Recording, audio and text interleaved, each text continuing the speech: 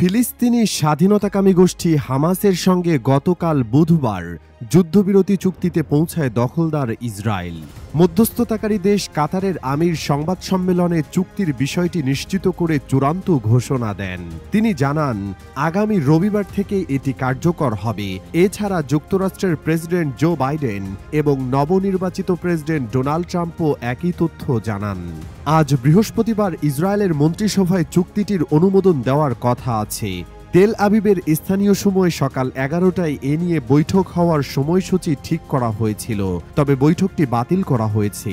Israeli প্রধানমন্ত্রীর দফতর দাবি করেছে হামাস চুক্তির কিছু ধারা থেকে সরে গেছে, সেগুলো সমাধান না হওয়া পর্যন্ত মন্ত্রিসভার বৈঠক হবে না। যদিও হামাস গতকালই জানায় তারা চুক্তিটির অনুমোদন দিয়ে মধ্যস্থতাকারীদের আনুষ্ঠানিকভাবে জানিয়েছে।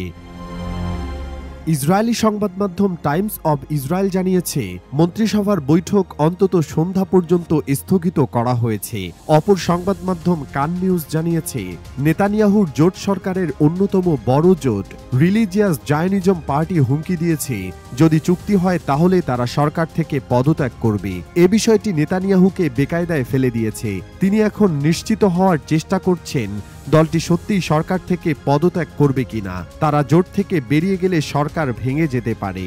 রিলিজিয়াস জায়নিজম পার্টির সংসদ সদস্য জোভি সুক্কোত কান রেডিওকে জানিয়েছেন, চুক্তি হলেই তারা সরকার থেকে বেরিয়ে যেতে পারেন। তিনি বলেন, আমি মনে করি আমাদের সরকার থেকে পদত্যাগের সম্ভাবনা বেশি। যুদ্ধ বন্ধ করা মানে পিছু হটা।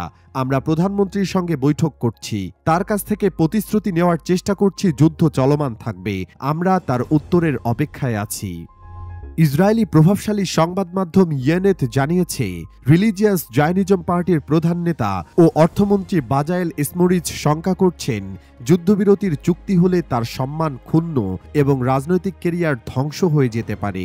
কারণ তিনি প্রথম থেকে এটির তীব্র বিরোধিতা করছেন। তার আশঙ্কা তার অবস্থা শাহ পার্টির নেতা আরিয়েহ দেবীর মতো হবে।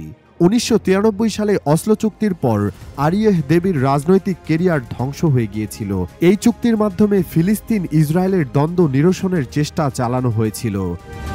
এদিকে ইসরায়েলের প্রধানমন্ত্রীর দপ্তর থেকে হামাসের বিরুদ্ধে চুক্তির ধারা থেকে সরে যাওয়ার অভিযোগ তোলার পর বার্তা সংস্থা রয়টার্সকে গোষ্ঠীটির এক কর্মকর্তা বলেছেন, তারা কোনো ধারা থেকে সরে যাননি এবং গতকালই নিজেদের চূড়ান্ত সিদ্ধান্ত মধ্যস্থতাকারী দেশগুলোকে জানিয়ে দিয়েছেন।